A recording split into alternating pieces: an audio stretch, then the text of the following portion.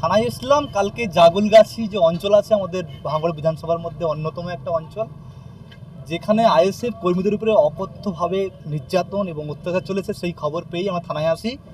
জানতে চেয়েছিলাম যে কালকে যারা পুলিশ গেছিলেন আমাদের কর্মীদেরকে গ্রেপ্তার করার জন্য বিনা ওয়ারেন্টে কিংবা বিনা নোটিশে, তার অরিজিনাল কি কারণ ছিল, কোনো রকম দরদাসে কাজ করছে কিনা তার খবর নিতে এসেছিলাম।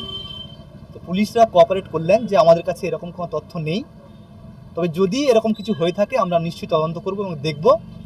এবং কালকে যে নারকীয় অত্যাচার বা ঘটনা চলেছে তার বিরুদ্ধে ওনারা আস্তে আস্তে করে স্টেপ নেবেন, এটা আশ্বাস দিয়েছেন। আমরা আশ্বস্ত হয়ে যাচ্ছি, যদি পুলিশ এভাবে কোনো অ্যাকশন বা ব্যবস্থা না নেয় তাহলে আমরা কোর্টের দ্বারস্থ হব। হঠাৎ করে এরকম ঘটনা ঘটার কারণ এখন তৃণমূলের দেখুন, তৃণমূলের এখন শেষ অবস্থা, তো সেই শেষ অবস্থায় লাস্ট কামড় এটা হয় আর কি, এটাই করছে ওরা। শূন্যতা তো বজায় করতে হবে, সেই অস্তিত্ব সংকটে ভুগে এইসবই তার করছে। পাগলের প্রলাপ যেমন বকে, বা এই মুহূর্তে যেহেতু সংগঠনের ভিত্তি স্থাপন কিছু নেই, তো সেই ক্ষেত্রে এখন আক্রমণাত্মক ভাবভঙ্গি নিচ্ছে এবং আক্রমণ করে চলেছে। এবং আইএসএফের কর্মী যারা আছেন, সমর্থক যারা আছেন, ওরা কিন্তু খুবই শক্তিশালী, খুব শক্ত, তাই ওদেরকে দমিয়ে দেওয়া যাবে না, আর দমানো সম্ভব নয়।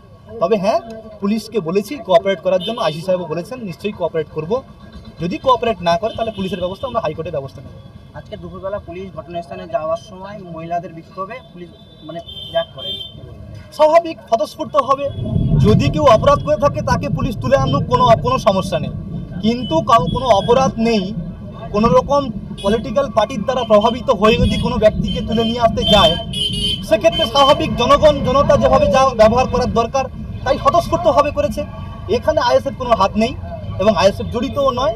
স্বতঃস্ফূর্ত মানুষ, স্বতঃস্ফূর্ত জনগণ যে বিক্ষোভ দেখাচ্ছে এবং দেখাবে। যদি পুলিশ তার কর্মসূচি, তার কার্যকলাপ যদি ভুলে গিয়ে, দায়িত্বজ্ঞান ভুলে গিয়ে অন্য কোনো কার্যকলাপ করে, তাহলে তো স্বাভাবিক জনগণ এটা করবে। জনগণের রোষ, এটা জনগণের ক্ষোভ থেকে উঠে এসছে, তাই আইএসএফকে দমানো সম্ভব নয়। এখন কি চাইছেন? এখন পুলিশ তার নিরপেক্ষতা বজায় রাখবে। আইএসএফের কর্মী যদি অপরাধ করে থাকে তাকে গ্রেপ্তার করুক, যদি অপরাধ না করে বিনা অন্যায় গ্রেপ্তার করা যাবে না, 41 শো করাতে হবে। সেই সঙ্গে সঙ্গে গ্রেপ্তার পরোয়ানা ছাড়া যেভাবে জুলুম চলছে প্রতিটা বাড়িতে, যে বাড়িতে কিনা পুরুষ মানুষ নেই, মহিলারা বাড়িতে আছে, তারা বলছে যে বাড়িতে পুরুষ মানুষ নেই, তারপরেও কিন্তু মহিলা পুলিশ ছাড়া বাড়িতে ঢুকে গিয়ে অকথ্যভাবে আচরণ করছে, অকথ্য ব্যবহার করছে, গালাগালি করছে, মহিলাদের গায়ে হাত দিচ্ছে। এটা নিন্দনীয় এবং তীব্র নিন্দা জানাই এটাকে, এবং সেটাইকে ওয়াকিবহাল করার জন্য আমরা থানায় এসেছিলাম। আইসি সাহেব আশ্বাস দিয়েছেন, দেখা যাক আশ্বাসটা কতক্ষণ কার্যকরী হয়। একজনকে তুলে আনা হয়েছে বলে? হ্যাঁ, সম্ভবত একজনকে নিয়ে আসা হয়েছে। ওনার বিরুদ্ধে অভিযোগ উনি কিনা চক্রান্ত করে তৃণমূলের কোনো কর্মীর দোকান ভেঙে দিয়েছেন বা পুড়িয়ে দিয়েছেন, এরকম কিছু। আমরা ওটা মানছি না। যেদিন ঘটনাটা ঘটে ওদিন উনি বাড়িতেই ছিলেন না, তারপরেও অভিযোগ ছিল এরকম উনি আইএসএফ কর্মী, উনি আমার দোকানটা পুড়িয়ে দিয়েছেন, এরকম অভিযোগের ভিত্তিতে পুলিশ তুলে নিয়ে এসছে। আমরা আর্গুমেন্ট করব, চ্যালেঞ্জে যাচ্ছি কোর্টে আমরা চ্যালেঞ্জে যাব যে এইভাবে একজনের কোনো ঘটনাকে কেন্দ্র করে আইএসএফের সমস্ত অঞ্চলের কর্মীদেরকে নিয়ে মামলায় ঢোকানো যাবে না, এটা বন্ধ করতে হবে।